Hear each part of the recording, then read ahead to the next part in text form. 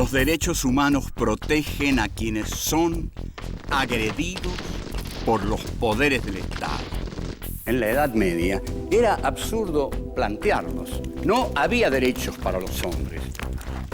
La figura del Cristo torturado justificó la tortura de Torquemada. Todo régimen autoritario reprime desde un absoluto. Primo Levi dice, existe Auschwitz, no existe Dios. ¿Dios ignoraba la ESMA? ¿Las matanzas en Vietnam? En un mundo en el cual el silencio de Dios es agobiante, los seres humanos tenemos la obligación de tomar la palabra.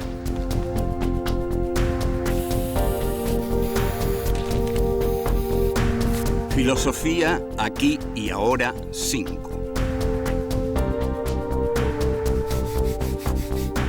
Filosofía y derechos humanos.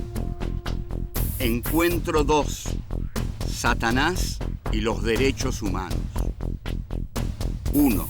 El pecado en la Edad Media.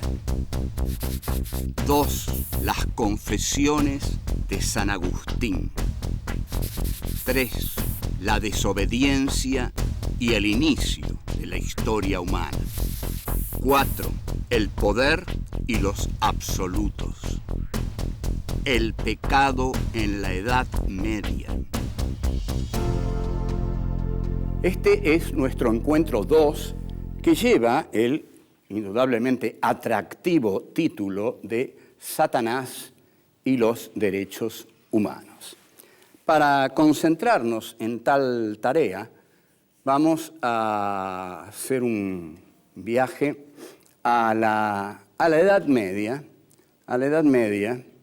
y vamos a tratar de analizar qué era el pecado en la Edad Media. Porque donde esté el pecado, para la Iglesia y para Dios y para el Papa y para cualquier sacerdote, está Satanás.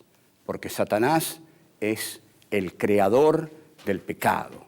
Satanás es el que incitó a Eva a pecar y con ello inició la historia humana, que se inicia como desobediencia y pecado y arroja a los seres humanos a la experiencia del dolor y de ganarse el pan con el sudor de su frente, que son, al parecer, las cosas más terribles a las que Dios parecía condenar a los hombres. La cuestión es que ahí empieza la historia humana. La historia humana empieza entonces como pecado porque Eva, sobre todo Eva, la mujer, es la que cuestiona el orden del paraíso terrenal.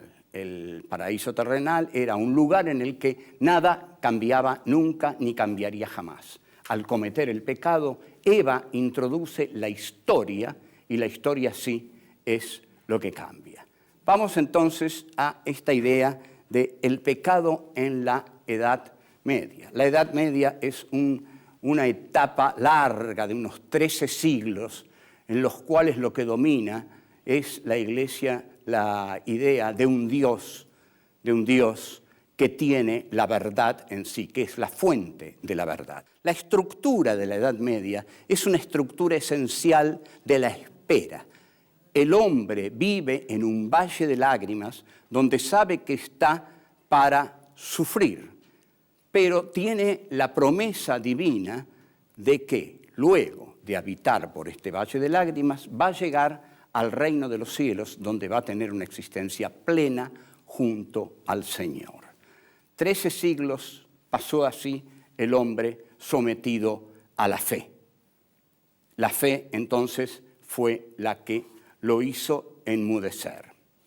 Pero también lo que lo hizo enmudecer fue el miedo, porque el pecado tenía un costo muy alto. El pecado era provocado por Satanás, y la figura de Satanás fue instrumentada por el poder eclesiástico inquisitorial de la Edad Media de un modo muy eficaz. Es decir, si ustedes pecan, van a caer en las garras de Satanás.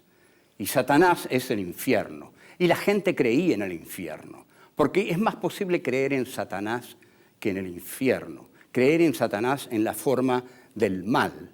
El problema del mal es un muy serio problema que hay que tratarlo en la Edad Media también. ¿Dónde estaba el mal? Nadie se preguntaba dónde estaba el mal, porque todos veían el bien del Señor, el bien de Dios, el bien de la Iglesia, el bien de los sacerdotes. Sin embargo, la Inquisición logró encontrar el pecado en todas partes, con lo cual logró encontrar a Satanás en todas partes. Satanás es, según la leyenda bíblica, un ángel caído del reino de Dios. Un ángel inteligentísimo que se entrega al mal y a captar las almas para sacárselas al Señor. Las almas perdidas son las almas que van a caer en las garras de Satanás. El pecado es el camino directo a Satanás. Entonces, aquel que comete pecado tiene que ir urgente a decirle su pecado al pastor en el confesionario. El pastor lo escucha y tiene ya un dominio sobre ese hombre. Sabe que ese hombre ha pecado y tiene un dominio sobre él. Ya volvemos.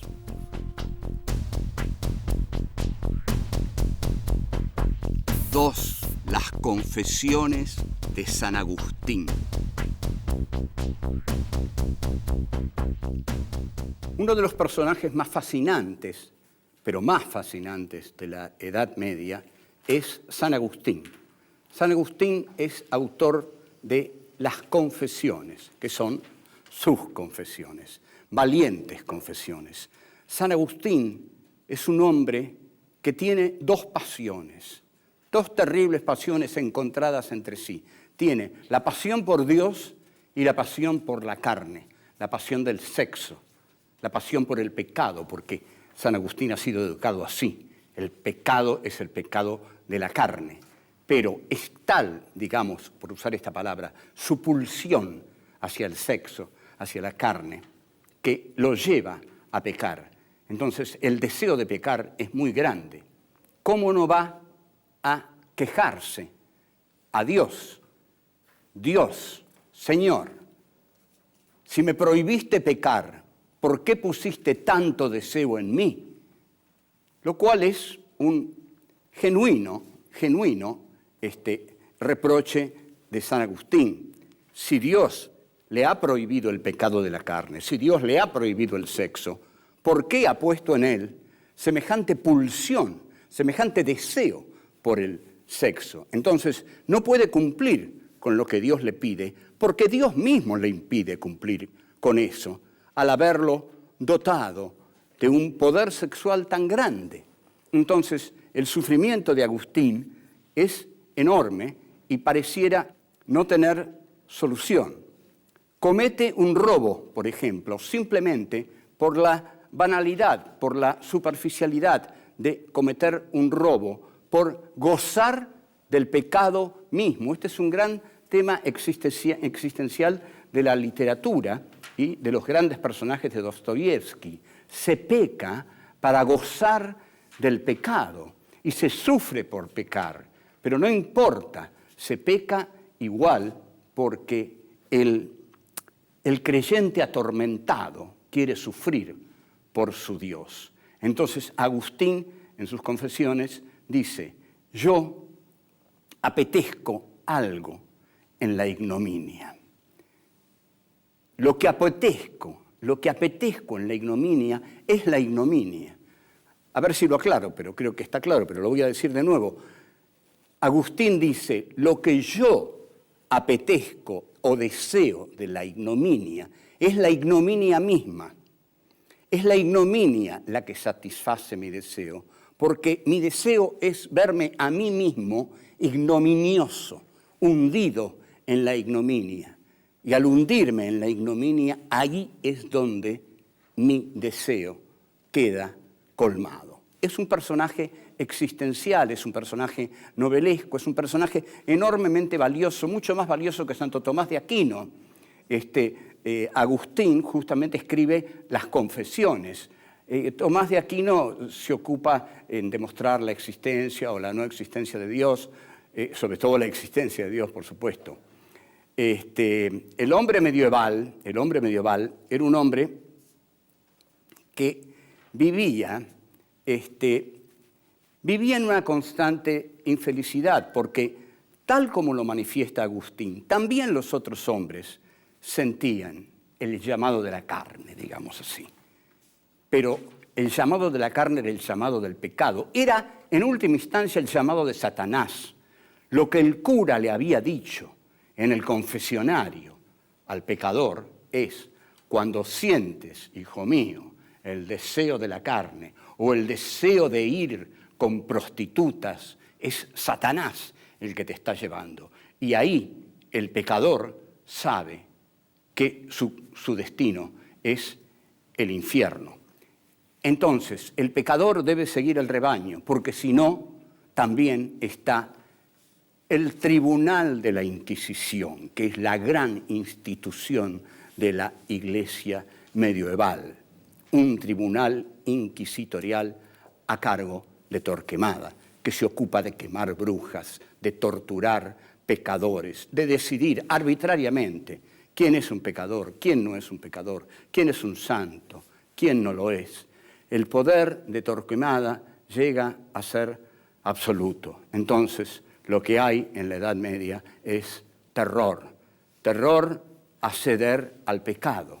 Y ustedes fíjense que el mismo Agustín le dice a Dios que se cruzó con una mujer que lo tentó y que lo invitó a entrar con ella, y que él apenas si pudo controlarse. Pero entonces aquí está el terror: si apenas pudo controlarse, y cuando no pueda controlarse, ¿qué va a pasar cuando no pueda controlarse y caiga y se hunda en el pecado, en el reino de Satanás? Volvemos. 3. La desobediencia y el inicio de la historia humana. Como podemos ver en lo relativo a nuestro tema, los derechos humanos y la filosofía, pero veamos aquí los derechos humanos. Los derechos humanos en la Edad Media era absurdo plantearlos. No había derechos para los hombres. Los derechos venían de Dios. Es decir, es una sociedad vertical que remite a la figura divina. La figura divina se encarna en una estructura que es la Iglesia Católica. La Iglesia Católica también es verticalista, empezando por el Papa y terminando por el pastor que confiesa al pecador en el confesionario. Entonces, no hay derechos humanos. Digamos, no hay libertad. No hay libertad. Donde no hay libertad, tengamos claro esto, donde no hay libertad no puede haber derechos humanos. Entonces, en la Edad Media no hay libertad, porque los hombres viven sometidos al terror de pecar, caer en pecado y caer en las garras de Satanás. Y la libertad no la tienen nunca, tienen que ir al confesionario y decirle al pastor lo que han hecho: he pecado. Y cuando tienen la absolución del pastor, ahí salen medianamente liberados a volver a la manada y tratar de no pecar. Pero como la mujer es lo prohibido, la mujer es notable porque la mujer es en la concepción cristiana, la mujer es la esencia del pecado, porque la mujer es la tentación de la carne, porque en la mujer se encarna el sexo, y la mujer es la que hace pecar a Adán en el paraíso terrenal. Eva hace pecar a Adán. Entonces, Adán, que era un badulaque que andaba por el paraíso terrenal de un lado a otro sin saber qué hacer con su vida. Mucho no tenía que hacer con su vida en el paraíso terrenal, realmente. Eva contrae una relación con la serpiente, que es Satanás, y acá veamos la importancia de Satanás para los derechos humanos. O sea, Satanás hace pecar a Eva, y Eva, entonces, con esa desobediencia fundante ante Dios, inicia la historia humana. porque era necesario que Eva pecara, era necesario que Satanás la tentara para que Adán y Eva fueran expulsados del paraíso, y ahí comienza la historia humana. Si no, todavía Adán y Eva andarían por el paraíso de un lado a otro y no habría habido historia humana. Ahora bien, el hombre inicia su historia luego de la desobediencia fundante, que consistió, es notablemente coherente esto, consistió en comer la manzana del árbol del conocimiento. Es decir, el hombre estaba condenado a no conocer. Por eso también la Edad Media es la edad de la brutalización del hombre, porque el hombre está condenado a no conocer. Cuando quiere conocer, peca y Dios lo expulsa del paraíso terrenal. Entonces, esta expulsión abre la historia humana. Entonces, hay una verdad que queda instaurada, digamos. El hombre comienza el devenir de su historia, pero en la Edad Media la verdad la tiene Dios. Y el saber, desde sus orígenes, el comer del árbol del conocimiento, condena al dolor. Parirás con dolor, te ganarás el pan con el sudor de tu frente, los expulsa y ahí comienza una historia de dolor, de tragedia y de alegrías profundas también. Pero, al menos, el hombre es dueño de sus actos, hasta que se instaura de nuevo el reino de Dios en la tierra, que es durante la Edad Media, donde Satanás está presente en el pecado con que constantemente la Iglesia amenaza al posible pecador. La Iglesia lo que constantemente le dice: no peques. El pecador no quiere pecar, pero las tentaciones son muy grandes. Aquí tenemos todo un drama existencial, un culebrón tenemos. Yo no quiero pecar, quiero ser puro, quiero ir al reino de los cielos y no quiero caer en las garras de Satanás. Pero, oh Dios mío, ¿por qué pusiste en mí tanto deseo de pecar? Que mi vida es tan difícil.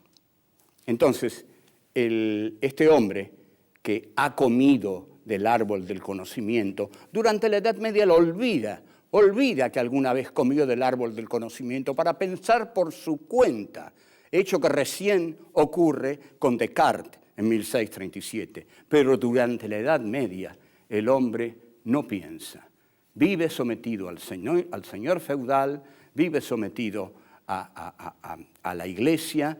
En la Edad Media no hay libertad. El hombre está, digamos, en camino hacia el reino de Dios. Lo fundamental, y donde reside todo eso, es en una, digamos, desvalorización total del valle de lágrimas, que es la vida aquí en la tierra. Tu vida aquí en la tierra no tiene valor. Si sufres, está bien, porque tu vida aquí en la tierra es un valle de lágrimas, pero te espera la promesa divina del reino de los cielos. Volvemos.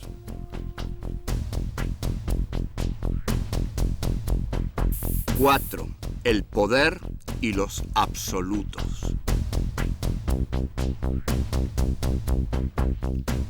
La misión de la Inquisición, por supuesto, es perseguir a los pecadores, pero no se sabe qué es ser un pecador.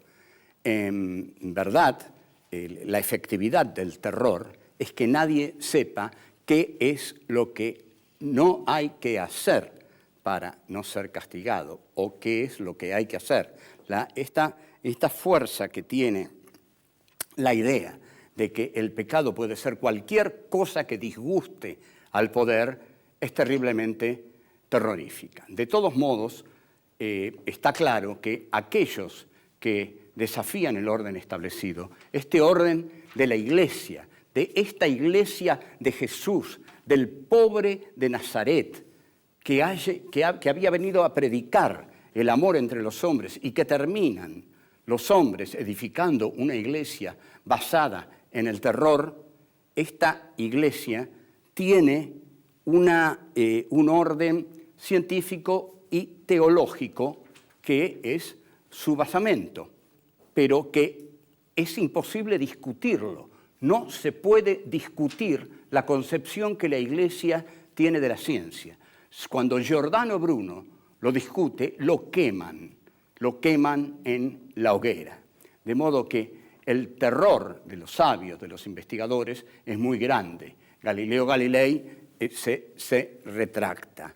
Entonces, como sabemos, todo régimen autoritario reprime desde un absoluto que puede ser el partido, que puede ser la democracia occidental, o que puede ser el dogma eclesiástico, tal como lo era en la etapa de la Inquisición. Se necesita un absoluto para reprimir desde ahí. Todo absoluto, por supuesto, está contra los derechos humanos, porque los derechos humanos, la esencia de los derechos humanos es la libertad. No puede haber derechos humanos sin la libertad. Y todo régimen autoritario elimina la libertad. Entonces, no puede haber libertad bajo el autoritarismo. El autoritarismo solo concibe lo uno, solo existe lo uno. Esta es la concepción de lo autoritario. Lo antiautoritario es la valoración de lo múltiple, pero de lo múltiple, también lo múltiple se concibe con contradicciones, antagonismos y luchas internas, pero es lo múltiple. En cambio, cuando el terror se impone lo uno, como cuando se impone la Inquisición en la Edad Media. Entonces, el terror de cada uno de ser el otro del poder es muy enorme. Que el poder te señale como el otro con mayúsculas, que te diga, sos el enemigo del poder. El poder no puede realizarse por la existencia de hombres como vos o mujeres como vos. Entonces te vamos a castigar. Así, los derechos humanos deben rehuir la existencia de poderes absolutos. Porque si el poder me dice eso, yo tengo que decir, bueno, ante todo voy a buscar a mis abogados para que me defiendan. Pero dentro de un poder absoluto no hay un régimen social, incluso de organizaciones de derechos humanos, que defiendan a los atacados por el poder. No se puede entonces establecer condenas desde los absolutos. Pero toda la Edad Media funcionó desde el absoluto de la idea de Dios. Contrariamente a este poder eclesiástico terrorífico que encarnó Torquemada, se abre la idea del Estado democrático. El Estado democrático es un Estado en el cual el Estado puede juzgar, pero debe juzgar de acuerdo a una ley, que es la ley del Estado acordada por todos. En el Estado democrático, la libertad, que es lo que nosotros tantos estamos diciendo como fundamento de los derechos humanos, es la que tiene que reinar. Ahora, las organizaciones de derechos humanos están para juzgar al Estado, porque al Estado, si bien se lo puede consagrar democráticamente, el Estado puede desviarse de la vía democrática. Entonces, están las organizaciones del pueblo, de la civilidad, entre las cuales están las de los derechos humanos, que juzgan los desvíos del Estado, que juzgan, por ejemplo, si en una comisaría fue torturado un chico de 7 años. Entonces, ahí van los grupos de derechos humanos. Torquemada, por ejemplo, habría sido atacado furiosamente por las organizaciones de derechos humanos, pero Torquemada se hubiera ocupado antes de que no hubiera organizaciones de derechos humanos durante la Edad Media, como no las hubo. Las organizaciones de derechos humanos son una conquista de la democracia. Por eso nosotros tenemos que ser tan celosos en cuidar nuestra democracia. La conclusión de todo esto es que Satanás es la figura del pecado, que bajo un régimen de terror que dice que aquel que peca cae en las garras de Satanás y debe ser castigado, no puede haber libertad. El hombre debe tener la libertad de poder vivir en un régimen que esté, a su vez, vigilado por las organizaciones que el pueblo erige para vigilar el funcionamiento del Estado. El Estado no es autónomo, la sociedad tampoco es autónoma, forman un todo. En ese todo se ha organizado para que todos se comprendan y comprendan las razones de los otros. Y si entran en conflicto, que esos conflictos se resuelvan racionalmente, no apelando sobre todo a la violencia, sino a la posible y cada vez más posible comprensión entre los unos y los otros. Bueno, chao.